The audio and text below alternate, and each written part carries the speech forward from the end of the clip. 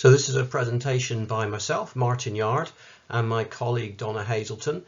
We're benefits advisors at Carer Support West Sussex, and this presentation is to help you to challenge a PIP decision that you don't agree with, to challenge it through the mandatory reconsideration and appeal process. So it's over to Donna for the next slide. You can challenge a PIP decision, and that is if you received no award of PIP, so therefore achieving 0 to under 8 points on both or either or component, or if you have received an award but maybe at the standard rate and you strongly believe you should have received an award at the enhanced rate. You can also agree with the amount of the award but then think, well, actually I'm being reviewed too quickly, so that's another reason in which you can challenge the decision.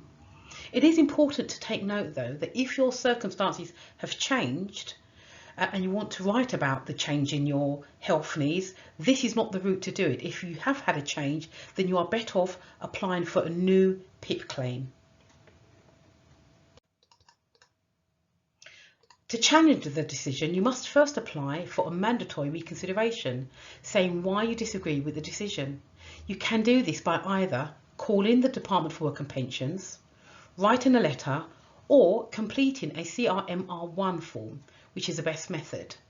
The CRMR1 form is the best method because it's a shorter form and much easier to complete than the original PIP claim form.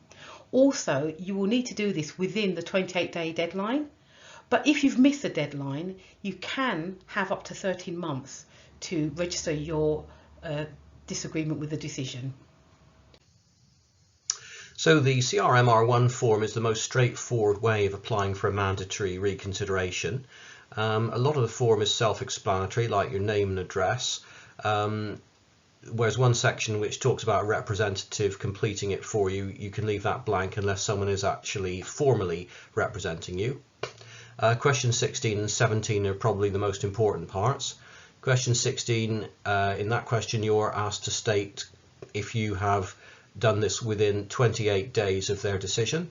It's either tick a yes or tick no, you are outside the 28 days, and you need to state why this is. DWP will often still consider your mandatory reconsideration if you're actually within 13 months of the original decision letter. In question 17, you're asked to state what parts of their decision you disagree with and why. So look at their reasons for disallowing you PIP or giving you less PIP than you would hope. Look at each of their statements and state why you disagree with each of their statements in clear language. You can use the PIP point system to do this and argue your case. It's perfectly acceptable to do this, and that is available online, and that is seen, the link to that is seen later in this slide set. So you need to send your completed CRMR1 form to the address on your PIP letter. Another DWP decision maker will look at your response and the original PIP decision. The new decision will take a few weeks. It has to be said that not many mandatory reconsideration applications lead to a different decision being made, but don't give up, because once you have that new decision, if you're still unhappy with it because it's unchanged or isn't giving you what you'd hoped, you can apply for a formal appeal. So if DWP have stated they won't consider your mandatory reconsideration because you've missed the 28-day deadline, you can also appeal just the same. That appeal should also be done within 28 days if possible. See the link on slide 6 for how to do this.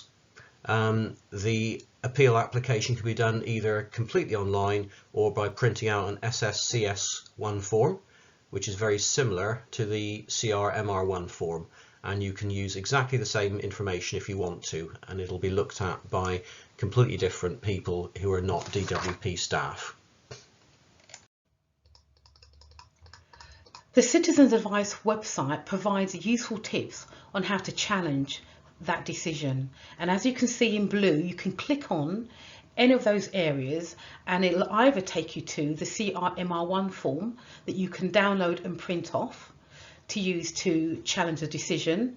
It can also take you to the point system where you can see how the points were made up to make the decision to whether award or not award. And also, if unsuccessful with the mandatory reconsideration, it can also show you how to appeal. If you have any queries or wish to register for an advice session on carers benefits, please do not hesitate to contact Carer Support West Sussex.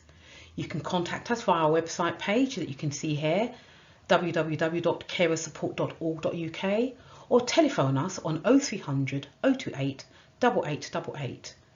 Martin and I would like to thank you for watching our film, and we do hope it has been of some use to you.